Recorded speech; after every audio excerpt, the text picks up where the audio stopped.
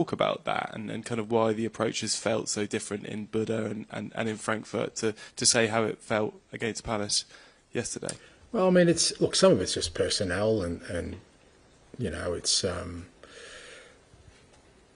you kind of, when you're putting teams together, it's a sum of all the parts that make it sort of effective. And when you make so many changes, it invariably becomes disjointed, and you're not able to play with the same sort of fluency and rhythm. So, if you look at our sort of back four in Europe, along with Vic, the reason I think that it works so well is that they all complement each other. They all sort of fit the pieces. We've got the speed, we've got the power, we've got the technical ability, we've got the calmness we need. So it kind of all fits together, and that's why I think we look so effective. Same sort of with our front three and midfield. So you're kind of always looking.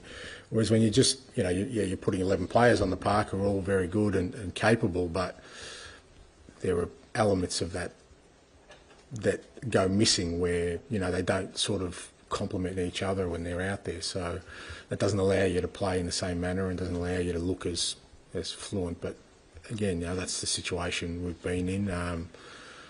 Yesterday was, didn't really reach the levels in any of our football, whether it was our press or with the ball. And I think it was, the effect of the changes we made. I also think it was a big emotional night for the whole group on Thursday night, and we got back obviously late Friday morning. We didn't train Friday, which we usually do, so the preparation was limited and all those kind of things. They're not excuses, but they're reasons why maybe the lads didn't perform at the levels we wanted them to. Angelina. Hi, Ange. A lot of your style and system, it's based around the players really believing in the process and the tactics. How easy or hard has it been to keep everyone believing the way that they play through this season? I guess, that's what I spoke about sort of after the game, is that I think I've said all along, as a manager, I guess that's a key to everything you do, just how much belief the people, not just the players and the staff, have around you. Now, when things are going well, that kind of takes care of itself, but fair to say we haven't, sort of had smooth waters this year where there was the opportunity for players to question and sort of maybe lose a bit of faith or belief in kind of what I was doing and what I wanted us to do. But I just never sensed that. I really felt the players, even the most difficult of times, still embrace the fact that, if we continue down this road, we could still achieve something. And so easy in the respects of there was never any point where I felt, geez, I've got to sort of address this at any point.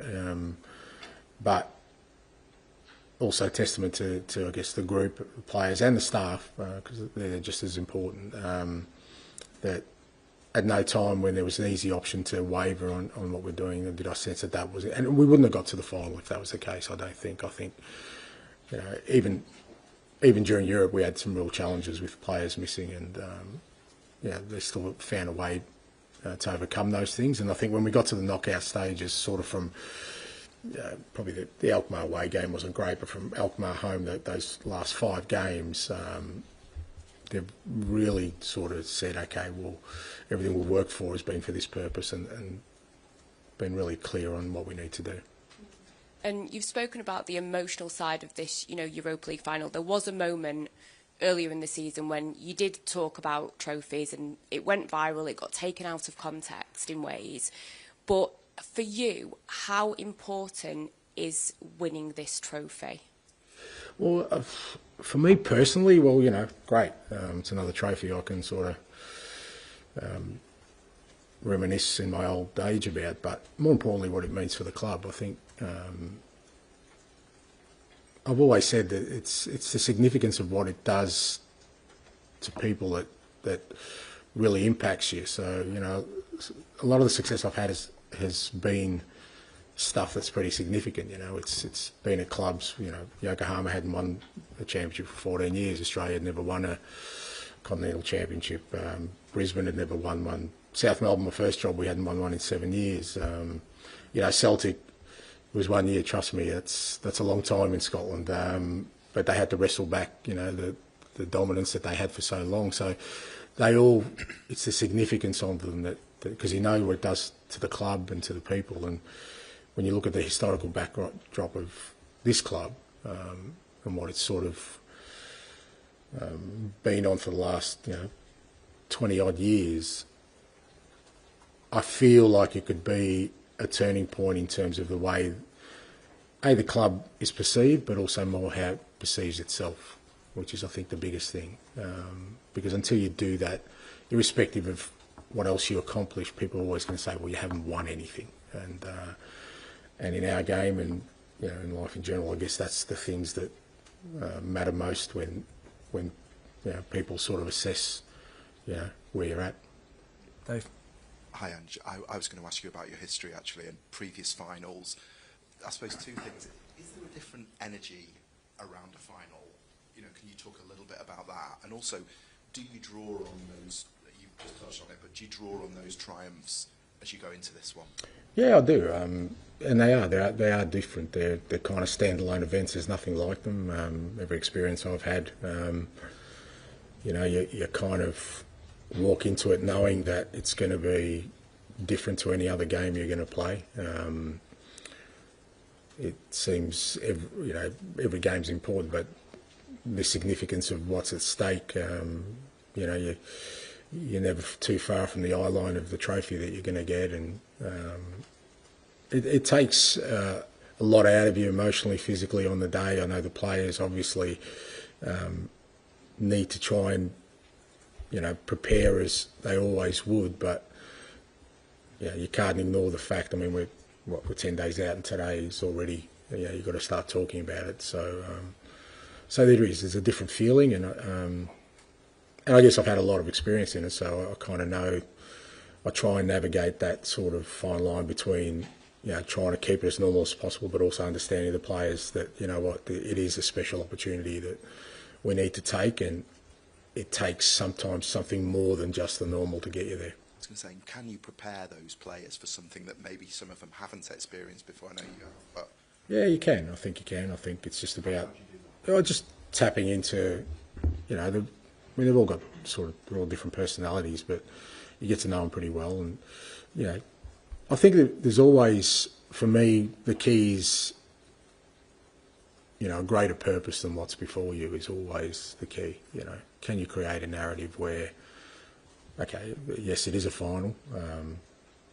Yes, there is a trophy at stake, but that's the same for the opposition as well. Is there something greater that can drive you beyond that, just winning a trophy? And that's something you kind of build into long before you get to this point. But if it's been consistent and it's resonated with the group, I think it can be powerful on the day.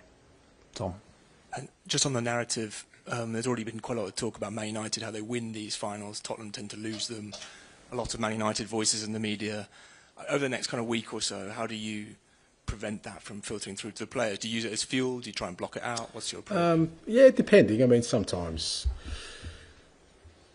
there's no doubt the comments of the Bodo players had an impact on the group. They're quite keen to kind of make sure that those questions got answered. But again, I guess that's the hurdle this club has to overcome, because it'll always be there. Until you actually do it, then you're fair game for people to say, well, you've always kind of fluffed it on the big stage. So irrespective of what the opposition say or what anyone else says, what you've got to try and do is break that cycle, and whatever motivation you need to do that, you tap into. So there may be things we do tap into, but as I said before, I think to really to do something as significant as we want to do, I think there's got to be a higher purpose than just shutting people's mouth up. I think that's okay. That'll happen anyway. I think it's more about can you make an impact? I often say to the players, at the end of your careers, what you want to do is be able to go back to the clubs you served and know you've made an impact. And the photos I see up on the walls at the stadium are all of Bill Nicholson, the '84 winning team. Fair to say a lot of them are in black and white. So can we get this group up on that wall? Can I just ask about the Son decision? For you, is it very much a black and white, he's fit enough or he's ready? Or is there some sort of emotional pull there as well, what he represents to the club, his service over the years, what he means to the team? No, I think it comes down to, get him ready to play and then make the decisions from there. It's got nothing more than that. It's got to be about, like I said, the one thing I do know about finals is there are always moments and there are always players who can change it, but it's going to take a collective effort. It's what we do as a team. It's going to be much more important than individuals on the day. George. Hi, and you mentioned '84 team. I mean, they had loads of injuries. They struggled in the league, and they missed Glenn Hoddle for the semi-finals and finals. So many parallels. Have you kind of spoke to the squad about that team, and I guess how much did you know of that team, but before kind of coming to the club? No, I think from when I arrived, I've spoken a lot about the history of the club and what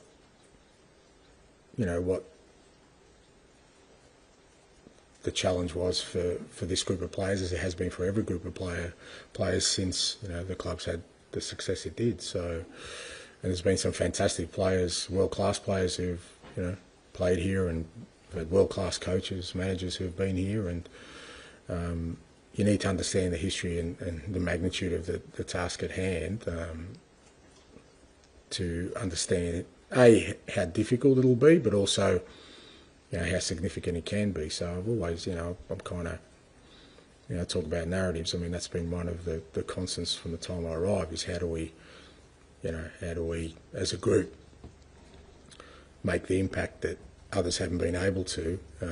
We know it's not just about ability, because like I said, there's world-class players, world-class managers, and sometimes it's just a bit of luck that you need to go your way, but to get that luck, you've got to put yourself in a position to have that success. So, I've kind of made sure the players are well aware of the significance of what they're trying to achieve.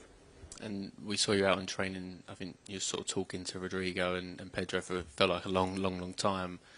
That kind of image feels a world away from the kind of image was built up of you of not doing small talk and not kind of getting close to your players.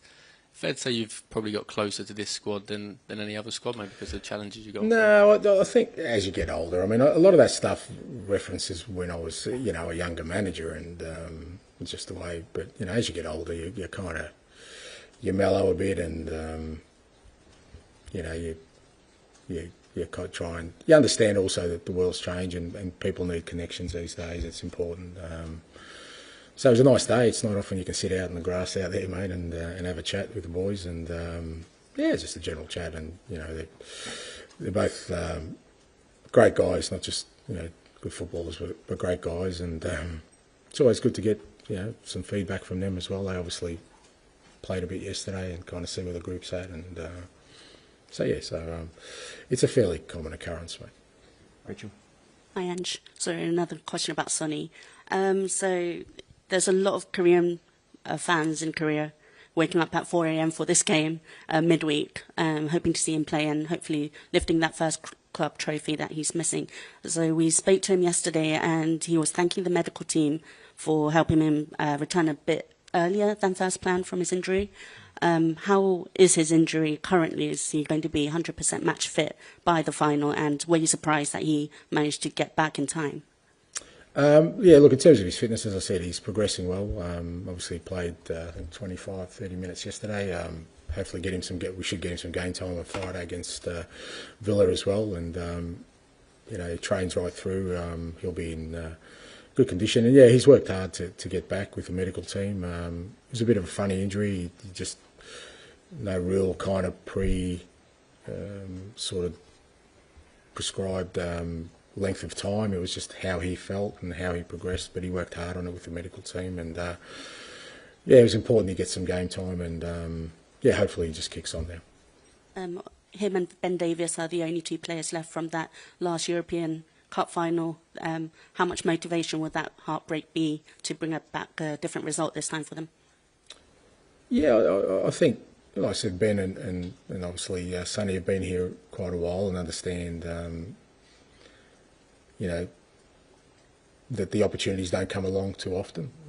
It's not like you get in, a final every year, and so when they do come along, like I said, the last one was 5 or 6 years ago. You want to take that opportunity because you just can't assume it'll come again next year or the year after. And again, I think both of them are a good reference point for the rest of the boys. James, to finish, please. Thank you. Hi, Ange. You mentioned Spurs need to break the cycle, and when you talk about how you've broken that cycle at other clubs in the past, is Tottenham the toughest version of that situation that you faced in your career?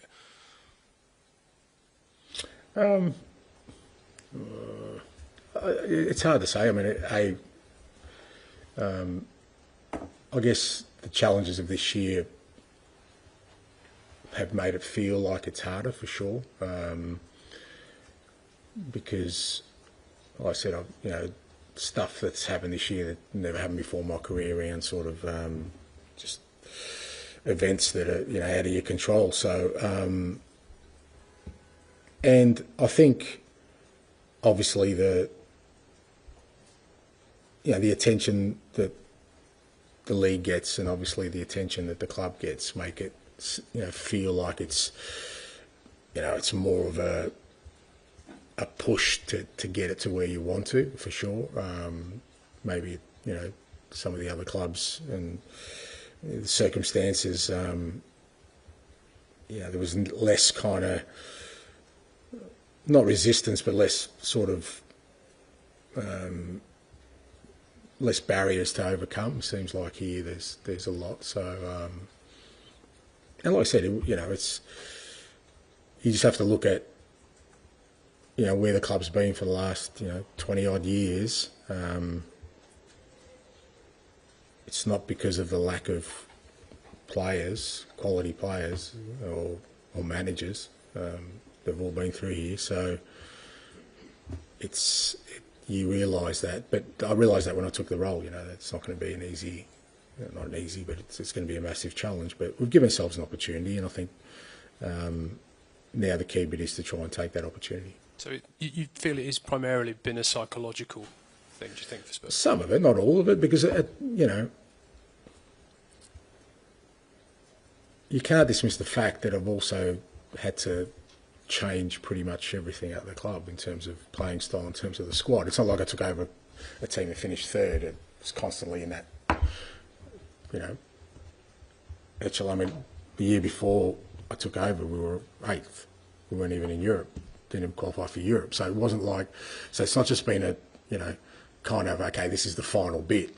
I've had to do a whole lot of other things. We've done a lot of heavy lifting in this last, 2 years. We've signed a lot of young players with the right kind of thinking in the future. That's costing us now because we don't have a squad that can cope with what's going through. But so it hasn't just been psychological. It's just that it's been, like I said, it's about trying to change a whole range of things, but also have that piece. Because I always, my view was that's what I'll get judged on. Like I said, I could have been sitting here 5th last year, 5th this year, and maybe maybe people wouldn't be waiting for the white smoke to see if it's my last one, but they'd still be saying, Ange, that's great, but that's all been done before. Until this club wins something, then you haven't really made an impact. So I kind of knew that for however long my tenure last year, that's what it's going to be judged and measured on. So we've got ourselves an opportunity to do that. Thank you. So, everyone got the white smoke reference. Yeah. I need to explain myself.